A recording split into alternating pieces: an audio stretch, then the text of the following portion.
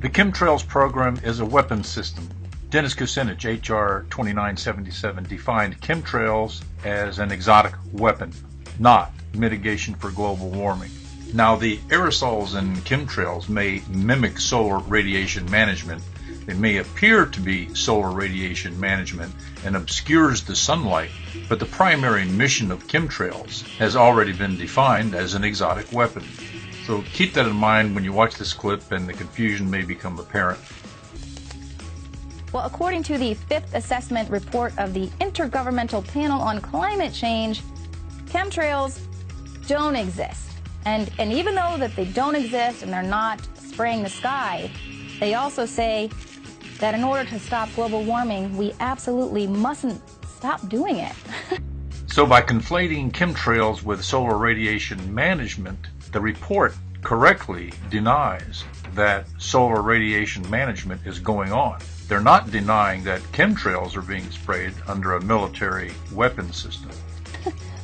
They say if SRM were terminated for any reason, there is high confidence that global surface temperatures will rise very rapidly.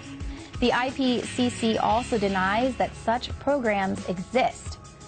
Buried deep within Chapter 7, the IPCC simply states that SRM methods are unimplemented and untested. And that's odd, because I thought if we stopped, the planet would heat up. Well, if chemtrails are different than solar radiation management, and if chemtrails are an exotic weapon, what kinds of things could an exotic weapon do? Could an exotic weapon actually cause global warming? Listen to Dr. Joyce Pinner, who is on the United Nations IPCC panel, talk about how contrails can warm the climate. But if there was a conspiracy to use jet-produced clouds to cool the atmosphere, would it work? No. The contrails that are spreading that you can identify as contrails, those would tend to warm the atmosphere. Everything that we know about would say that. So the evidence is clear. The term chemtrails carries a unique definition as an exotic weapon as documented in H.R. 2977. Chemtrails was first published by the Department of Defense as the title to a chemistry manual for future U.S. Air Force pilots. Chemtrails is listed in the Oxford Dictionary. The Chemtrails manual is available online in PDF format. Chemtrails are not the same as solar radiation management or stratospheric aerosol geoengineering to mitigate global warming. Chemtrails contain ionizing salts and other chemicals that change the electrical characteristics of the atmosphere in ways that do not act as solar radiation management to reflect sunlight back into space. Chemtrails are sprayed low in the troposphere at 30 to 40,000 feet, not in the stratosphere above 60,000 feet, where the term stratospheric aerosol geoengineering prescribes. To say that solar radiation management or stratospheric aerosol geoengineering is the same as chemtrails is incorrect.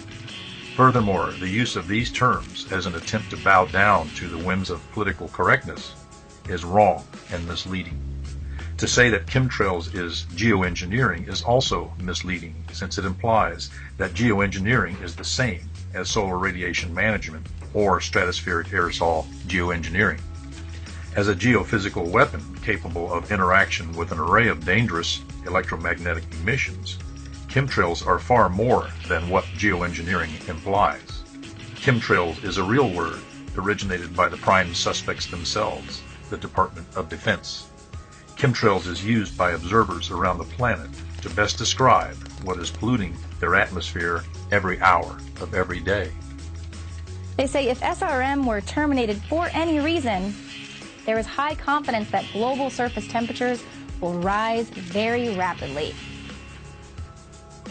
Well, we have to correct an error concerning the interpretation of the IPCC Fifth Assessment Report. Page 27 in the recommendation to policymakers contains language that could have been made less ambiguous with the insertion of a couple more words.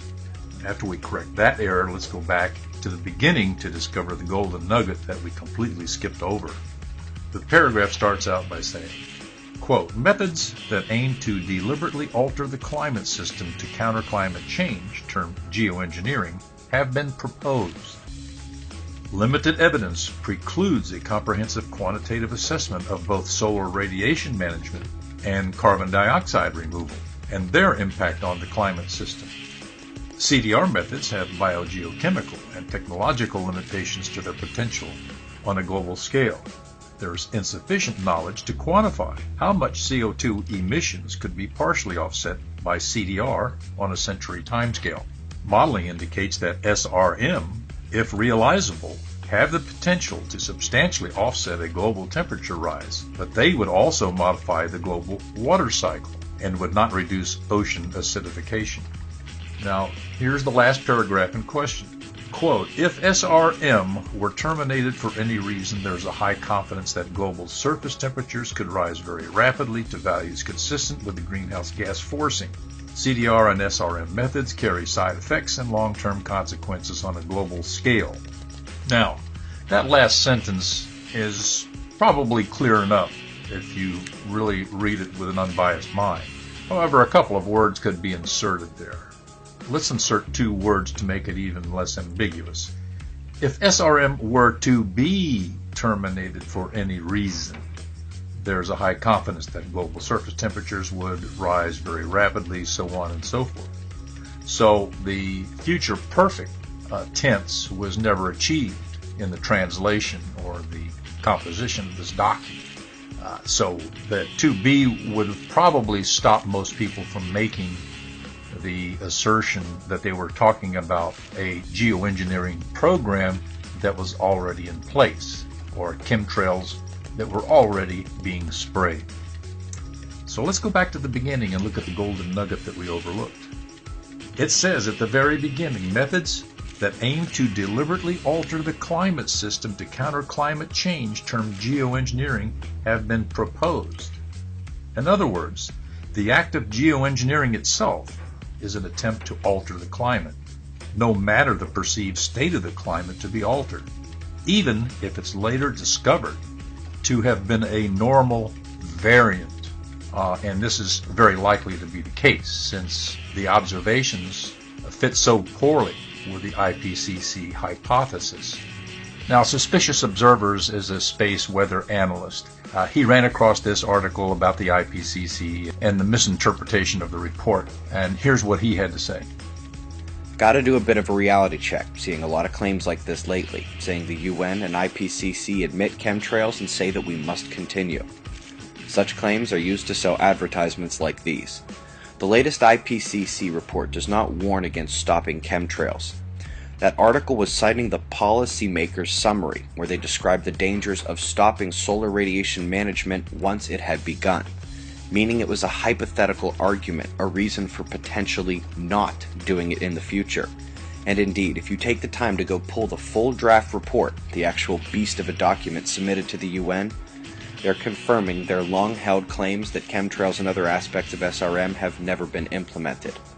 Vitally important topic, but poor reporting makes us all look crazy. So the way I see it, the IPCC, Ken Caldera, David Keith feel justified in denying chemtrails because they know it's not primarily intended as solar radiation management. Basically, they are saying that chemtrails, the weather weapons program that's not involved with CO2-based climate change, is none of their business. And top secret clearances act as the gag order to censor discussion of planes that are secretly spraying the skies. After all, the deployment of aerosols is not in the stratosphere, where solar radiation management is proposed to be effective. Instead, the aerosols are sprayed much lower in the troposphere, where artificial clouds warm, not cool, the climate. One could suspect that the UN IPCC was hoping to run out the clock in order to pass hardcore global climate legislation by ignoring the covert chemtrails operation just long enough. But in view of the skyrocketing public awareness of chemtrails as warming the climate, the IPCC is more and more regarded as a consensus of liars.